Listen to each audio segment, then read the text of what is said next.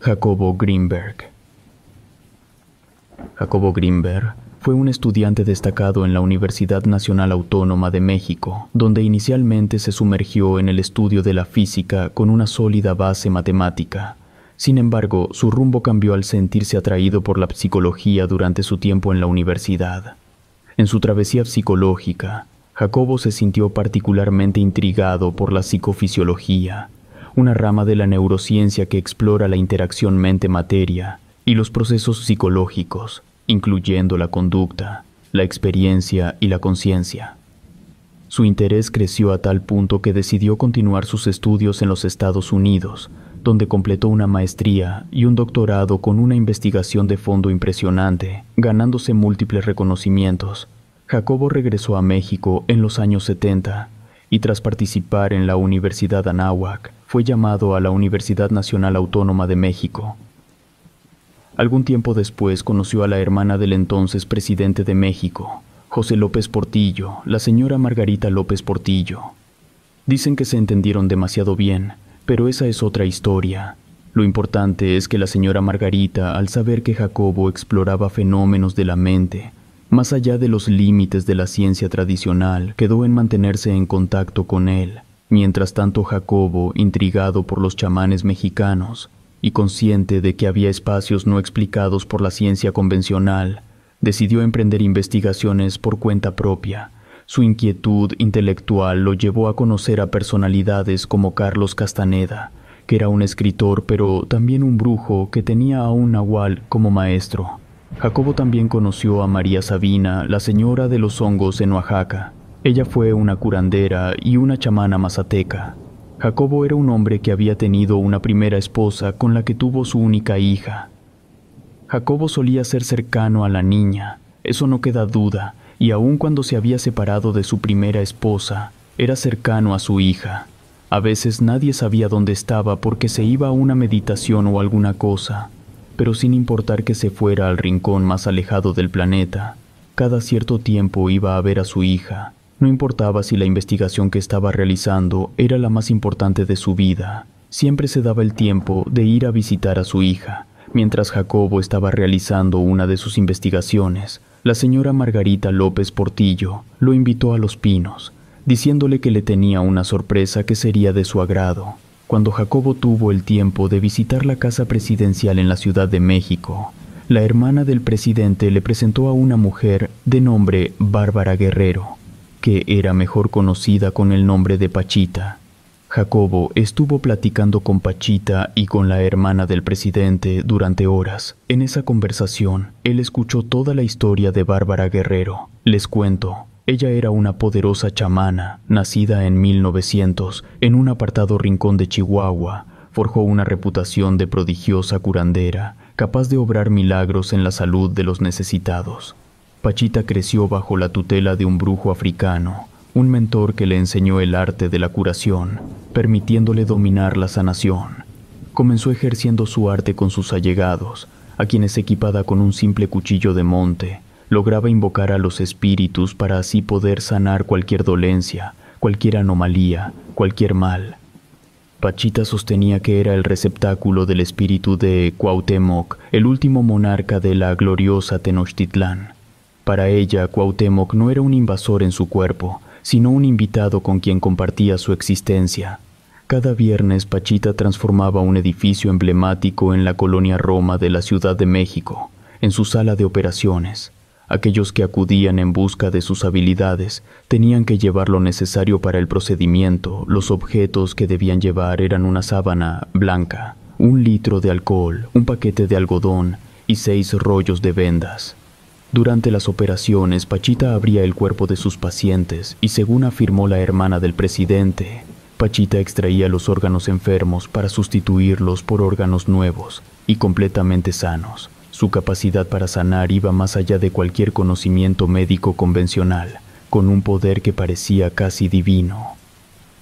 Pachita tenía la capacidad de generar vida donde antes había enfermedad y decadencia. En cada uno de sus rituales se decía que tenía la capacidad de invocar a la existencia misma. Pachita levantaba la mano en un gesto casi celestial, y entonces, ante los ojos asombrados de los presentes, comenzaba a ocurrir lo impensable. De la nada, un nuevo órgano pulsante y lleno de vida se materializaba entre sus manos. Estos órganos eran de origen místico, tejidos por los hilos invisibles de lo sobrenatural. Como una tejedora de la vida misma, Pachita los creaba con su propia voluntad y poder. A medida que el órgano aparecía gradualmente en su mano, los presentes eran testigos de un milagro en acción, de un misterio que se desplegaba ante sus propios ojos. A través de sus actos, Pachita desafiaba la realidad y demostraba que en sus manos lo imposible se convertía en posible. Una vez finalizado el procedimiento, los pacientes solo debían reposar durante unos días para recuperarse completamente. Jacobo Greenberg quedó tan impresionado con la historia de Pachita que unos días después fue a la casa de la curandera. Esa casa todavía existe a día de hoy. Es una casa común y corriente, sin nada de espectacular, al menos en apariencia.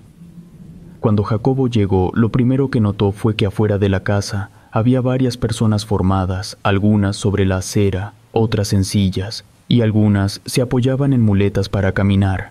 Entró a la casa, donde había más sillas que estaban siendo ocupadas por personas, cuyas apariencias hacían evidente que estaban enfermos.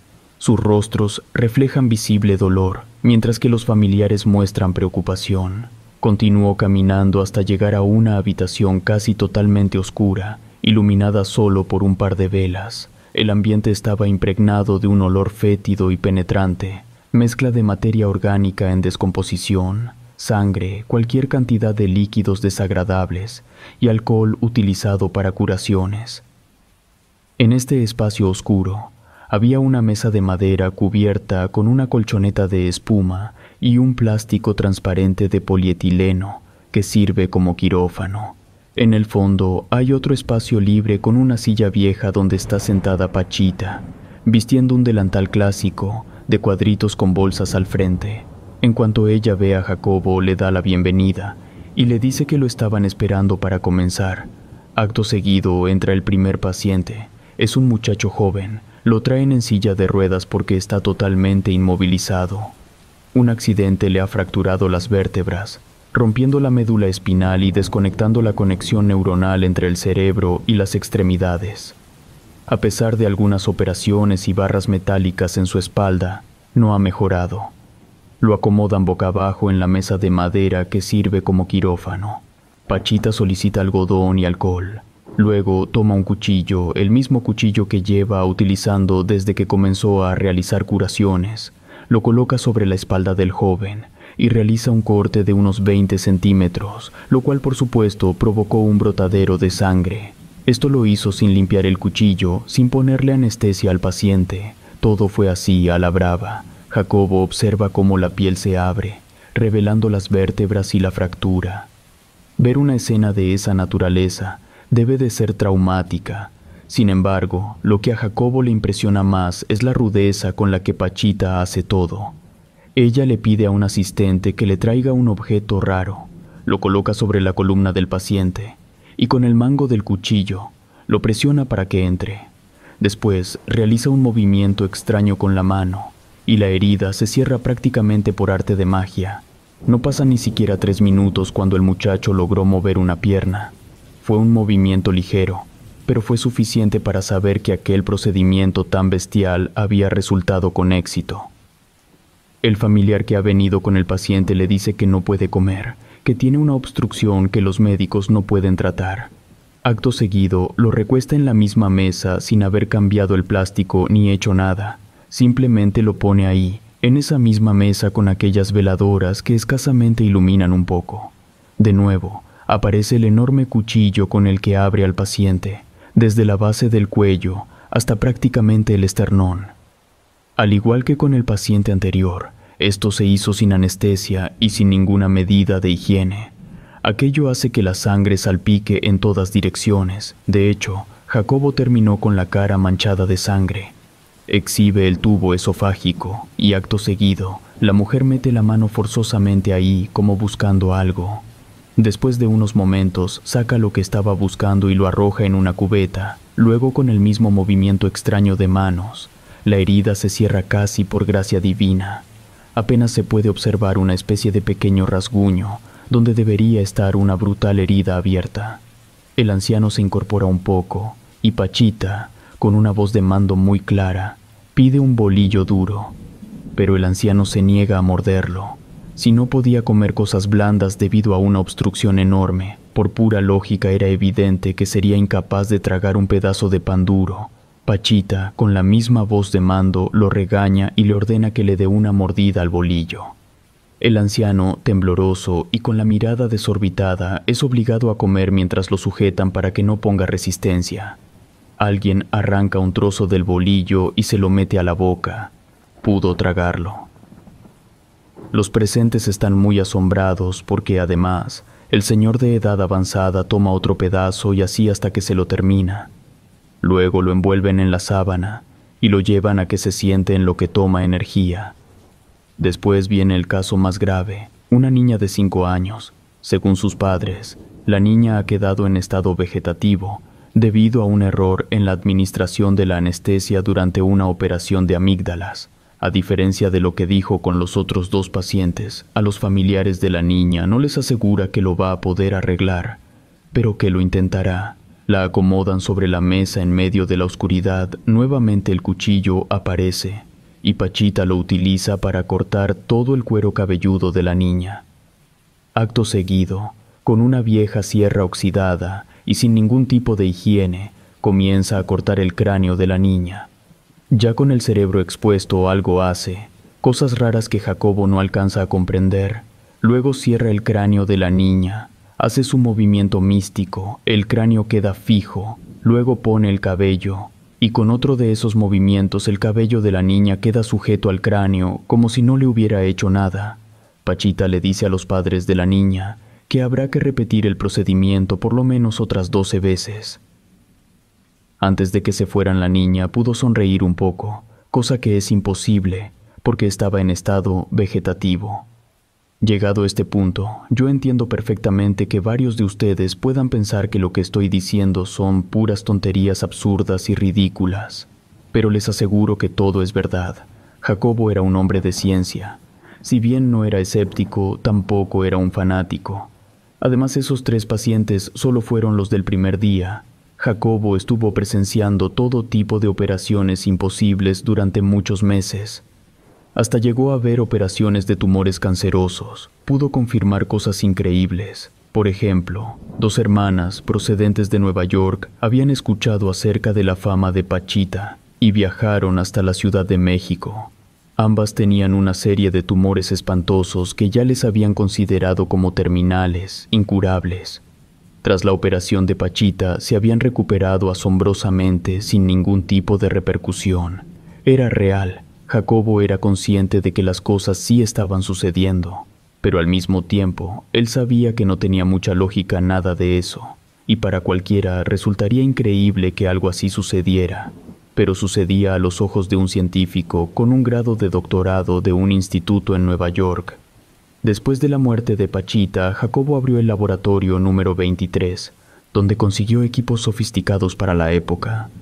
Necesitaba esos aparatos para medir lo que él creía que ocurría en la mente de personas como la fallecida Pachita, es decir, él quería averiguar qué había dentro del cerebro de los curanderos, chamanes, brujos y ese tipo de personas. Pudo concretar la realización de estudios a diversos chamanes. En esa época había laboratorios importantes en todo el mundo que estaban estudiando la parapsicología. Desde los años 50 y 60 se había estado trabajando en Estados Unidos, en los laboratorios de la conciencia en Europa, en Friburgo. Tenían toda una gama de investigadores que estaban trabajando en los estudios de la percepción extrasensorial, por supuesto también en la Unión Soviética. Los experimentos que realizaba Jacobo eran demasiado complicados. Los revisé varias veces tratando de entenderlos. Uno me pareció muy interesante, se los voy a explicar de la manera en la que yo lo entendí. En el experimento en cuestión, 2 personas se encuentran dentro de una estructura conductora diseñada para bloquear campos electromagnéticos externos. Ambas personas participan en una meditación mientras están conectadas a electrodos que registran la actividad cerebral. Después de un tiempo, una de las personas es llevada a otra habitación, a una normal, mientras la otra permanece en la estructura y es bombardeada con luces y sonidos controlados. Durante todo ese tiempo, ambas personas están siendo monitoreadas mediante electroencefalogramas. Lo sorprendente es que a pesar de estar en entornos diferentes, los electroencefalogramas de ambas personas muestran la misma actividad cerebral. Parece que las sensaciones y emociones del individuo que está dentro de la estructura se transmiten al que está en la habitación normal. El experimento plantea preguntas intrigantes sobre la capacidad que tiene una persona de influir sobre otras de manera indirecta estando a distancia. Si yo entendí bien los datos que arrojó el experimento, todo parece sugerir la posibilidad de alguien que de alguna manera pudiera establecer una conexión cerebral con otra persona. Podría influir en esa otra persona lo suficiente como para inducirle la actividad neuronal necesaria para aliviar ciertas dolencias. Pero de ser ese el caso, entonces también habría que considerar de que se pudiera hacer lo contrario, es decir, que mediante esa presunta conexión se pudiera causar daño a otras personas sin necesidad de tener ningún contacto físico. Entiendo si lo que les estoy contando comienza a tornarse más complicado de lo que debería, pero es importante para que entiendan cómo es que termina todo esto. Otro de los experimentos sería con un chamán mexicano de Jalapa. Rodolfo López era un chamán muy reconocido. Cuando Jacobo lo contactó, ya tenía 45 años, siendo un chamán de su localidad, muy apreciado por la gente. Había participado en conferencias internacionales sobre el naturismo y todo este tipo de curaciones alternativas. Rodolfo podía saber lo que una persona tenía solo con verla. Era instantáneo y podía dar soluciones increíblemente acertadas. También sabía cuando ya no podía hacer nada. Jacobo logró convencerlo de llevarlo hasta su laboratorio para hacerle un experimento y poder monitorear su actividad cerebral. El chamán fue inducido a una meditación profunda, tan profunda que prácticamente no tenía conciencia del entorno.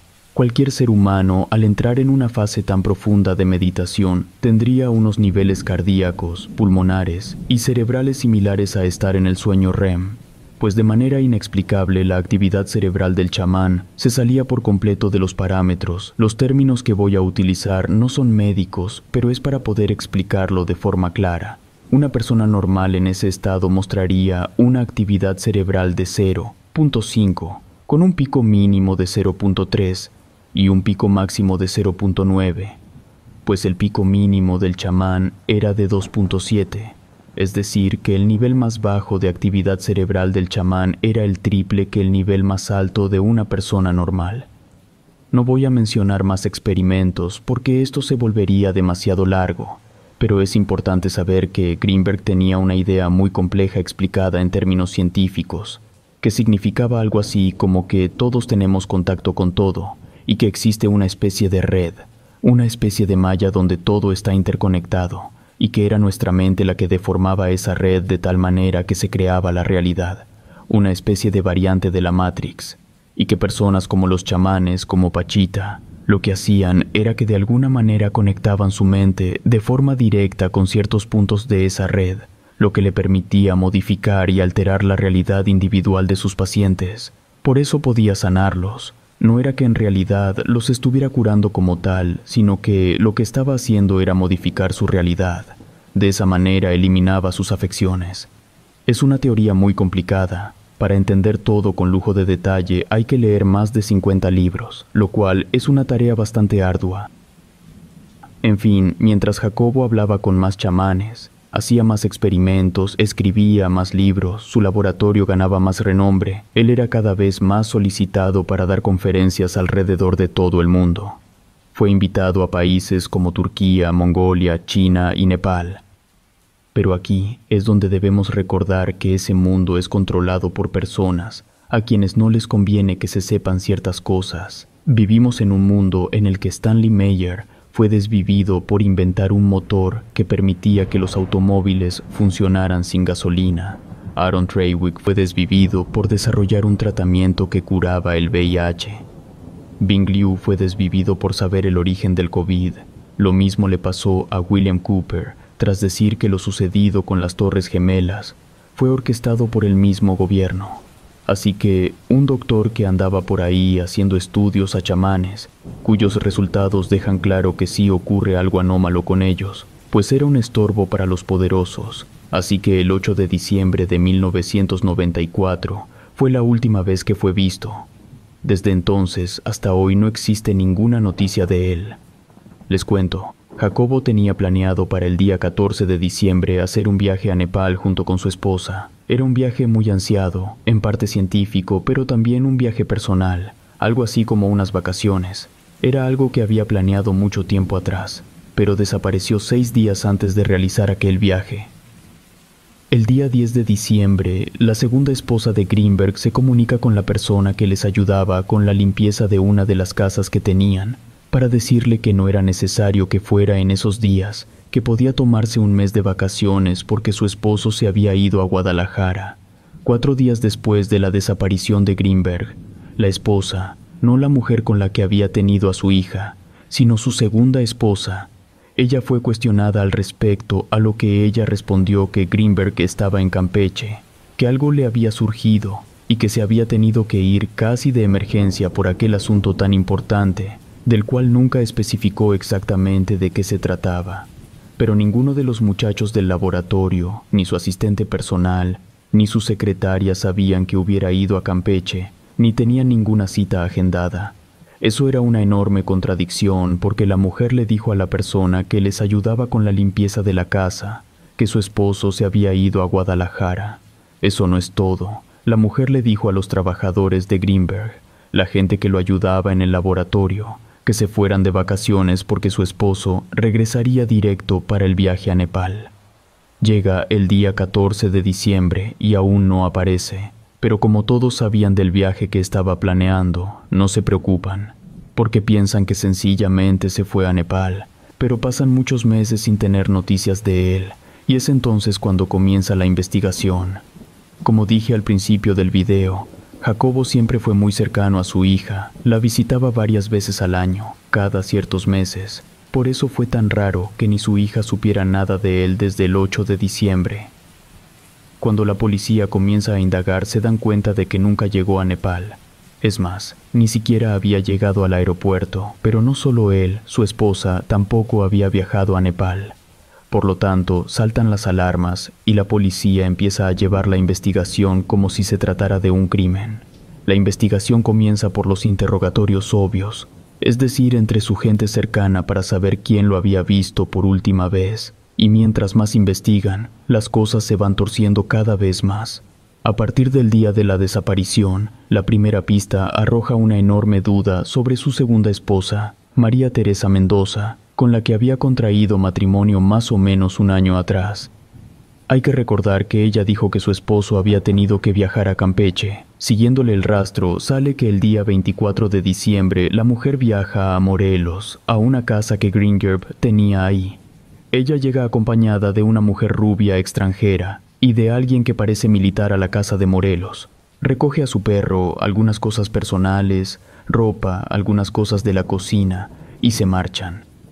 Cuando va a Morelos el 24, la persona que les ayudaba con la limpieza está ahí y es quien les ve sacar las cosas. Hay que recordar que la mujer le había dicho que no era necesario que estuviera, lo que parece sugerir que ella tenía todo planeado desde antes. Para el día 29 de diciembre, regresa a la Ciudad de México, al departamento que compartía con Jacobo. Obviamente ella sabía algo más. Sabía que Jacobo ya no iba a aparecer. Hay un testigo de que ella se llevó todo lo que pudo del departamento. Ese testigo notó que la mujer iba acompañada de individuos de apariencia inusual. A partir de ese momento y durante los siguientes 5 meses, no se sabe nada de ella. El comandante Padilla, quien se haría cargo de la investigación por parte de la Procuraduría de la Ciudad de México, lograría ubicar a María Teresa Mendoza hasta el mes de mayo, casi 6 meses después de que Jacobo fuera visto por última vez. La mujer fue encontrada en Rosarito Beach, en Baja California, cerca de donde vivía una tía suya, con la que llevaba quedándose un par de semanas. Desde ahí hizo varias llamadas a su madre en Ciudad de México y la felicitó por el 10 de mayo. Es por eso que la policía logra ubicarla, pero antes de que vayan a detenerla, la mujer abandona el lugar sin decir a dónde va. y nunca más vuelve a ser vista. A día de hoy no se tiene ninguna noticia de ella. Como se hace evidente que ella se está escondiendo, la policía hace más grande la investigación, y es así que se dan cuenta de varias cosas muy inusuales. Por ejemplo, en la boda de Jacobo y María no invitaron a ningún familiar de ninguno de los dos. En los documentos matrimoniales, la información de María Teresa Mendoza era falsa. Los documentos que ella aseguraba tener para acreditar su profesión como psicóloga habían sido emitidos desde Tepito. No se encontró información verídica de ella que pudiera acreditar quién era y qué hacía. Cuando finalmente la policía localiza a los familiares de ella, se dan cuenta de que los familiares no sabían que ella había contraído matrimonio, no tenían ni idea de que se había casado, y por supuesto no tenían ni la más mínima idea de que ella andaba diciendo que era psicóloga. Los problemas siguieron creciendo. Las autoridades, en busca de alguna prueba, catean el departamento de la Ciudad de México, que fue el último lugar donde se le vio con vida a Jacobo, pero no encuentran nada. Interrogan a los colaboradores, pero no consiguen ninguna información que sea de utilidad. Un dato curioso que descubren es que la mujer al día siguiente de que se vio por última vez a Jacobo, cambió un cheque de $1,000. Tomando en cuenta el tipo de cambio y toda la inflación, ese dinero a día de hoy sería el equivalente a $172,000. La cantidad de dinero era mucha, exagerada. El cheque era de la editorial que le publicaba los libros a Jacobo, lo que levantó muchas sospechas sobre por qué lo cambió ella y no él. La policía también cateó la casa de Morelos, pero estaba limpia. No había ninguna evidencia por ninguna parte. Al paso del tiempo, se emite una orden de búsqueda, por lo tanto se solicitó cierta información a Estados Unidos, pero el gobierno estadounidense, de forma completamente deliberada, entregó información incorrecta. Fue tan obvio que no les interesaba cooperar, que los investigadores de la Procuraduría se las tuvieron que ingeniar para conseguir la información que estaban buscando. Ya que consiguieron la información, se supo que Jacobo Greenberg entraba con regularidad a los Estados Unidos, pero cada que lo hacía se movía en unas rutas anómalas, bastante extrañas. Por ejemplo, para ir a Colorado, viajaba a Carolina del Sur y luego tomaba vuelos intermedios o volaba a Los Ángeles, y de ahí ya se iba a Colorado. Nunca viajó de forma directa en territorio estadounidense. Esa misma información arrojó que una de las universidades más prestigiosas de Colorado habían realizado conferencias en las que Greenberg había sido parte importante del podio. En México no se sabía absolutamente nada de esas conferencias en específico. Claro que se sabía que viajaba por el mundo dando conferencias, pero de esas que daba en aquella prestigiosa Universidad de Colorado, nadie sabía nada. Es bastante probable que esa universidad estaba dando cierta cantidad de dinero a Greenberg, y que por eso no quería que nadie supiera, porque como el gobierno mexicano estaba financiando de forma importante las investigaciones que hacía sobre los chamanes, a lo mejor lo que no quería era que si el gobierno mexicano se enteraba que estaba recibiendo dinero de Estados Unidos, pues el gobierno mexicano posiblemente hubiera dejado de financiarlo. Esa es una explicación bastante coherente. Claro que en realidad la respuesta no puede ser así de sencilla, porque resalta mucho el hecho de que el gobierno estadounidense dio información falsa a la Procuraduría mexicana, lo que hace evidente que estaban tratando de ocultar que Greenberg daba esas conferencias en la prestigiosa Universidad de Colorado. Otra cosa que también hace que forzosamente se tenga que buscar una respuesta mucho más compleja es la manera en la que Jacobo se movía en territorio estadounidense. Digo yo, si estaba siendo financiado por esa universidad era tan sencillo como que el instituto le proporcionara vuelos directos. Al menos a mí no me hace ningún sentido que rodeara tanto. Me da la impresión de que se estaba escondiendo de alguien. Mientras toda esa información traía de cabeza a las autoridades mexicanas, había gente buscando el cuerpo de Greenberg en las morgues, pero nunca apareció el cuerpo. Todos los autos en los que Jacobo pudo haberse movido fueron analizados, pero no encontraron manchas de sangre ni restos de ningún tipo que pudieran proporcionar alguna dirección para continuar con la investigación. Esto puede sonar contradictorio, pero el no tener ninguna pista parecía sugerir que Jacobo no había sido asesinado ni en su casa, ni en su departamento, ni en sus autos. Ya estando a punto de rendirse, a la policía se le ocurre una cosa poco ortodoxa. Le piden algo a la hija de Greenberg, que en aquel entonces era una cantante con algo de fama. La policía mueve sus influencias para que el programa de Televisa que tenía el mayor alcance a nivel mundial de aquella época invite a la hija de Greenberg a que cante una canción, y ya estando ahí, ella mostró una fotografía de su padre y pide la ayuda para localizarlo.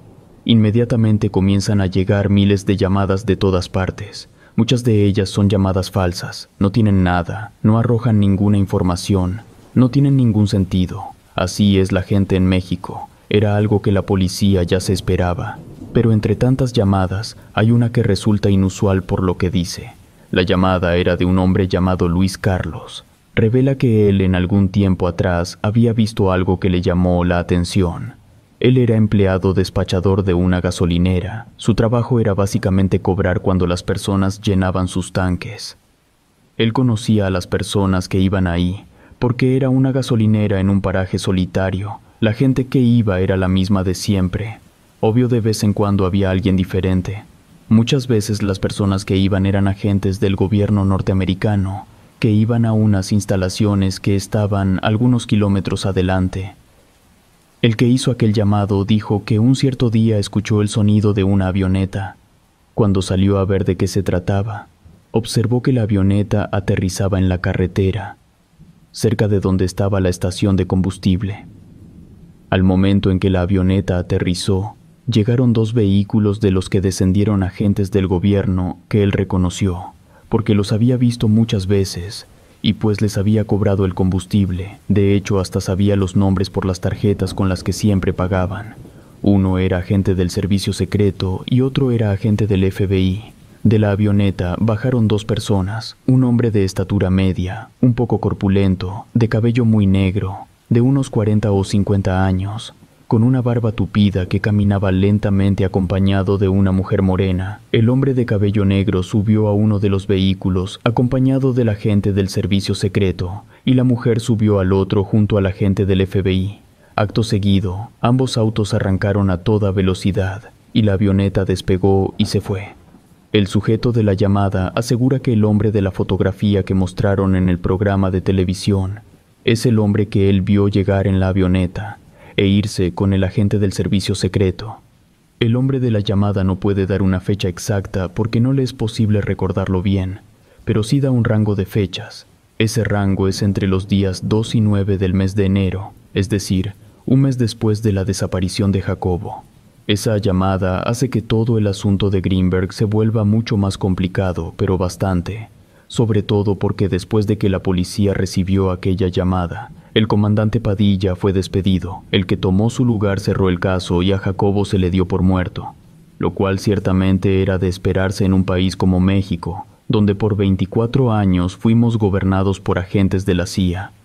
Así que lo más lógico es suponer que se hizo una llamada desde la Casa Blanca a Los Pinos para que le dieran carpetazo al asunto. Aquí hay que acordarnos de aquel chamán de Veracruz, Rodolfo, del que les mencioné que Jacobo le realizó un experimento cuyos resultados fueron increíbles. Luego que el caso fuera cerrado, 2 personas que habían trabajado con Jacobo, 2 muchachas, fueron hasta Jalapa para ver a ese chamán. Ellas le expresan su gran preocupación. El chamán las tranquiliza y les dice que no se deben preocupar, que él va a buscarlo. Las muchachas le aclaran que la policía ya buscó por todas partes, entonces el chamán les dice que él lo va a buscar del otro lado de la línea, que no importa si está vivo o muerto, que buscando del otro lado, él puede encontrar su cuerpo físico, pero que eso le tomará 13 días. Las muchachas no pueden volver a los 13 días, sino que regresan hasta que pasan 15 días, pues cuando ellas van, se encuentran con que el chamán está muerto. La gente les dice que sí logró encontrar a Jacobo, pero que no pudo decir nada porque antes de hablar murió. Esa fue la cereza del pastel. Entonces, como ya no queda más información que la que le he mencionado, solo queda hacer teorías y extracciones. Lo primero, por supuesto, y lo más lógico es pensar que su segunda esposa lo mató. Muchos aseguran que eso fue lo que ocurrió, que en un arranque de celos probablemente lo mató. Se sabe por mismos conocidos de Greenberg que ella estaba, y esto no lo digo yo, sino que son palabras del propio Greenberg, loca como una cabra, a tal punto que él prefería no compartir cama con ella. Y el problema no era él, porque jamás se le pudo comprobar una amante, por lo tanto el problema era ella, y sus celos enfermizos productos de inseguridades que iba arrastrando, porque nunca tuvo la atención de sus padres. Por supuesto, esa es la explicación con la que se quedan las personas que buscan una solución simple. Por supuesto, la evidencia realmente no es suficiente para que esa sea la respuesta.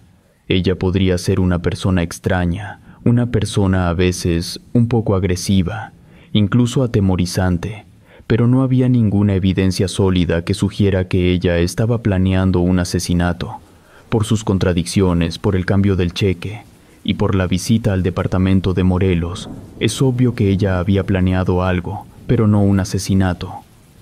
La segunda posibilidad era que hubiera sido asesinado por alguien más. Greenberg, a pesar de ser alguien muy respetado aquí en México, también tenía enemigos, porque así como le dio mucha credibilidad a ciertas personalidades, también expuso a muchísimos charlatanes. Llegó un punto en México que si un chamán, brujo, lo que sea, si alguien que se dedicaba al esoterismo no tenía la aprobación de Jacobo, automáticamente estaba fuera del negocio porque la gente creía en Greenberg. Claro que no hay un sospechoso concreto. También se postuló la posibilidad de que fuera cierto que había viajado en busca de algo y en ese viaje se hubiera perdido, por ejemplo, haber viajado a Campeche a buscar a alguien para interrogarlo para hacer algún experimento, y ahí hubiera encontrado la muerte. Pero como ya se dijo, la única que mencionó algo de viajes fue la segunda esposa, porque nadie más sabía nada al respecto, claro. Tampoco nadie sabía sobre las conferencias en aquella universidad, y aún así las daba. Así que la idea de que sí hubiera realizado un viaje del que ya no pudo volver, tiene cierta posibilidad de ser factible. Pero está el hecho de que hubo una llamada de alguien que aseguró haber visto a Jacobo en Estados Unidos un mes después de su desaparición, y es por eso que muchas personas, yo incluido, tenemos la idea de que detrás del caso de Greenberg hay algo secreto. Tenemos que tener muy en claro que él estaba trabajando en investigaciones de los poderes de la mente. Había descubierto cosas asombrosas que iban más allá de lo que cualquiera esperaría. Había descubierto el poder de una mujer que podía materializar órganos que funcionaban en un ser humano. Había descubierto que esta mujer podía intervenir quirúrgicamente a alguien utilizando solo un cuchillo, y así curaba cualquier cosa que la medicina no podía. Había descubierto que las personas podían sentir lo que otra persona estaba sintiendo sin necesidad de tener contacto. Si nos ponemos a pensar y llevamos sus descubrimientos a un extremo, podríamos decir que él había descubierto herramientas suficientes como para saber qué está pensando alguien del otro lado del mundo, por decir, los rusos. Y llegado a este punto debemos remontarnos al año 2017, fecha en la cual, por cuestiones de ley, la CIA desclasificó millones de documentos secretos, y entre tantos había varios que mencionaban algo llamado Proyecto Stargate. El Proyecto Stargate fue una unidad secreta del ejército de los Estados Unidos que comenzó en 1978 para explorar fenómenos psíquicos y su utilidad en la inteligencia militar y doméstica. Se enfocó principalmente en la visión remota, la capacidad supuesta de ver eventos o información psíquicamente desde lejos. El proyecto, que involucraba a unas 15 a 20 personas, estaba bajo la supervisión del teniente Frederick Holmes Atwater hasta 1987. Sin embargo, en 1995, el proyecto Stargate fue cancelado y desclasificado. Un informe de la CIA concluyó que no fue útil en operaciones de inteligencia, ya que la información proporcionada era vaga, incluía datos irrelevantes y erróneos, y los resultados eran poco confiables. Este hallazgo llevó al cierre del proyecto. En resumen, el proyecto Stargate exploró la visión remota y otros fenómenos psíquicos para propósitos de inteligencia, pero fue cancelado en 1995 debido a la falta de utilidad y la poca confiabilidad de los resultados, según un informe de la CIA.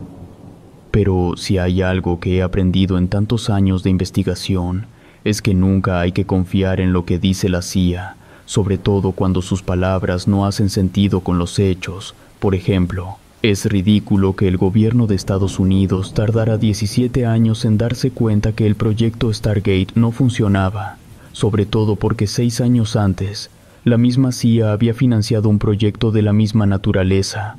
Para mí es evidente que el proyecto de 1972 dio resultados.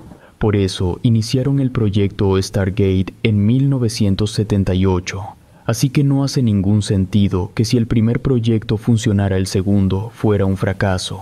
Ahora, las fechas son curiosas. Los documentos que fueron desclasificados en el 2017 indican que para finales de 1994 el proyecto se había quedado estancado, porque a pesar de que a nivel teórico tenían resultados, los científicos que estaban a cargo del proyecto no tenían ni idea de cómo llevar esos resultados a la vida real.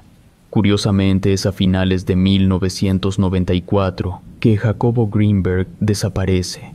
Los mismos documentos desclasificados parecen indicar que la CIA lo que hizo fue fingir que el proyecto era cerrado para continuar con los experimentos bajo otro nombre. Ahora, ya especulando, podría ser que la segunda esposa de Jacobo fuera una espía de la CIA enviada para monitorear de cerca sus experimentos. También, siguiendo con la especulación, pudiera ser que los experimentos del proyecto Stargate hayan continuado de forma secreta, bajo otro nombre desconocido, y que la persona que estuviera a cargo de ese proyecto de la CIA hubiera sido Jacobo Greenberg. Tal vez por eso desapareció de forma misteriosa. Por eso el gobierno de Estados Unidos no quiso colaborar con la investigación. Por eso aquel chamán de Jalapa murió justo cuando encontró a Greenberg mediante procesos psíquicos. Porque si la CIA necesitaba a Greenberg era porque tenían a personas con poderes mentales.